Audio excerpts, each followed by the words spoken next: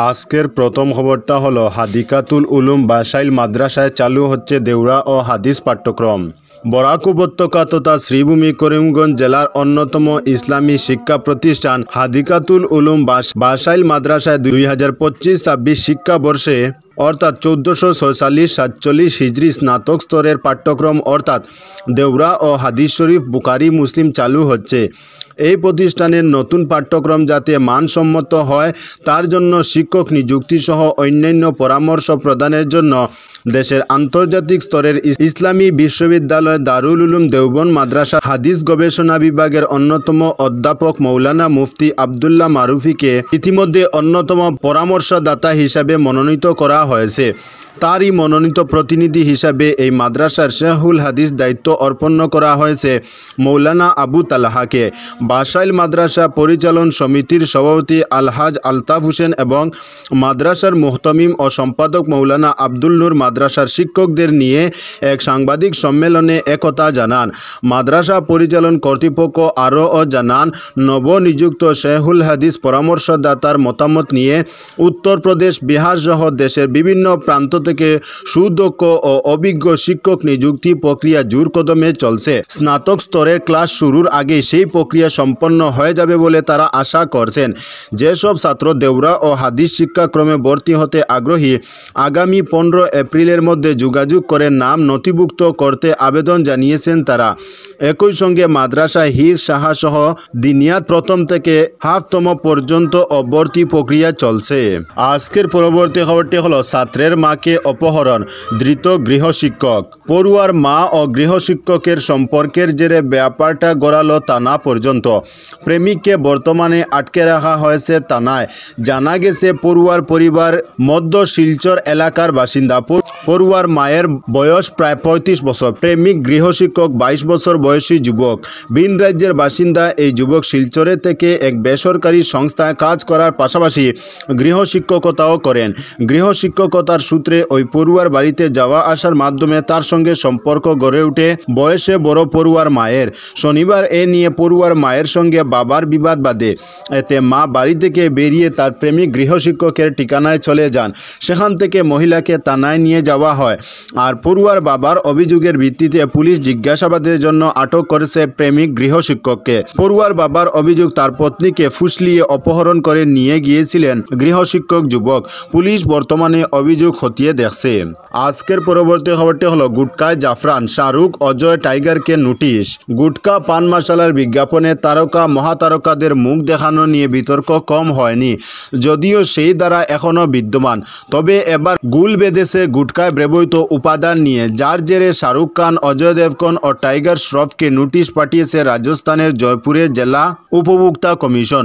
19 মার্চের মধ্যে তাদের জবাব দিতে বলা হয়েছে।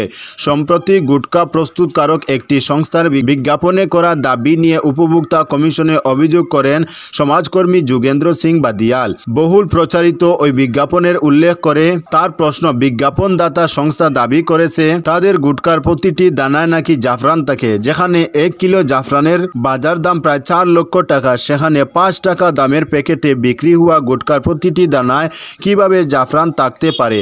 অভিযোগকারীর আরও দাবি, সংশ্লিষ্ট সংস্থার গুটকায় জাফরানের গন্ধ বা অস্তিত্ব কিছুই নেই। তারপরেও শাহরুখ, অজয়ের মতো সেলিব্রিটিরা গুটকায় জাফরান থাকার দাবিকে সমর্থন করেছেন। এই ধরনের প্রতারণামূলক বিজ্ঞাপন কেবল গুটকা খাওয়াকে উৎসাহিত করেন না, বরং স্বাস্থ্যের পক্ষেও ঝুঁকি তৈরি করে। জনস্বাস্থ্যের উপর এর ক্ষতিকর প্রভাবের কথা উল্লেখ করে যোগেন্দ্র সিং গুটকার বিভ্রান্তিকর প্রচার নিষিদ্ধ করার আবেদন জানিয়েছেন। সেই আবেদনের উপর ভিত্তি করে 3 সেলিব্রিটিকে নোটিশ পাঠিয়েছেন উপভোক্তা কমিশনের চেয়ারম্যান গিয়ারসিলাল মিনা। আজকের পরবর্তী খবরটি হলো মেডিকেল কলেজ জমি পরিদর্শনে রাঙ্গাবাগকে ডিসি। হাইলাকান্দি জেলায় প্রস্তাবিত মেডিকেল কলেজ নির্মাণের জন্য কাটলিছড়া সার্কেলের রাঙ্গাবাগ প্রথম খণ্ডে জমি পরিদর্শন করেন জেলা কমিশনার নিসর্গ হিবারে গৌতম। গত শুক্রবার দুপুরে এডিশনাল জেলা কমিশনার সার্কেল অফিসার মিনার্গি দাস ভূবাসন বিভাগের কর্মীদের নিয়ে সরজমিনে পরিদর্শন করার খবর ঘিরে কাটলিছড়া জুড়ে চর্চা চলছে। জানা গেছে জেলা কমিশনার কমিশনার পরিদর্শনের রিপোর্ট দিশপুরে পাঠাবেন।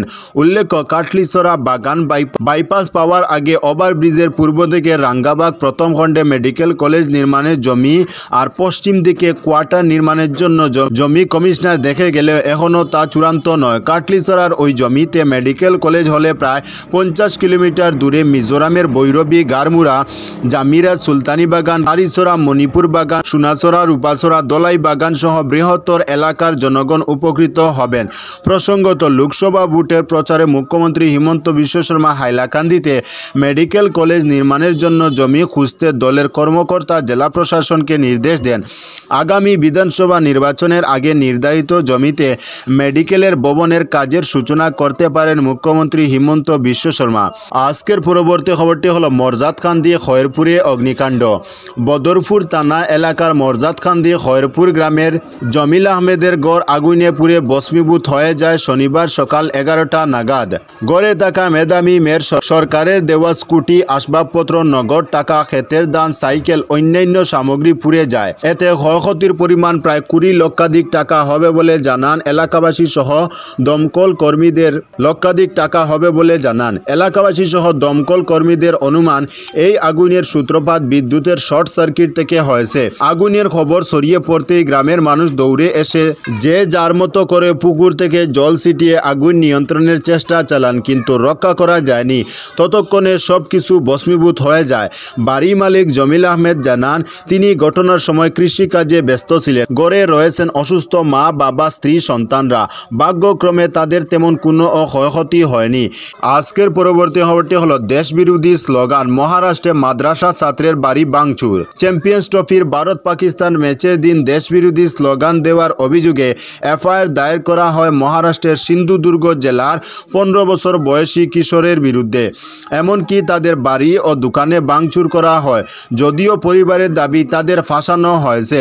তাদের ছেলে মাদ্রাসায় পড়াশোনা নিয়ে ব্যস্ত থাকে এবং খেলা নিয়ে কোনো উৎসাহ নেই বলেই বক্তব্য পরিবারের। গত 23 জানুয়ারি চ্যাম্পিয়ন্স ট্রফিতে ছিল ভারত পাকিস্তান ম্যাচ। সেখানে সহজেই জেতে ভারত। সেই ম্যাচে মহারাষ্ট্রের এক কিশোরের বিরুদ্ধে দেশবিরোধী স্লোগানের অভিযোগ উঠেছে। সেই নিয়ে মামলা দায়ের করে তার মা বাবাকে গ্রেফতার করা হয়। সেই সঙ্গে ওই কিশোরকে জুবিনাইল বোর্ডের হেফাজতে নেওয়া হয়। তারপরই বেআইনি নির্মাণের অভিযোগে 30 থেকে 35 জনের একটি দল ওই পরিবারের বাড়ি ও দোকান ভেঙে দেওয়ার কথা জানায়। ওই কিশোরের কাকার দোকানও ভেঙে দেওয়া হয়।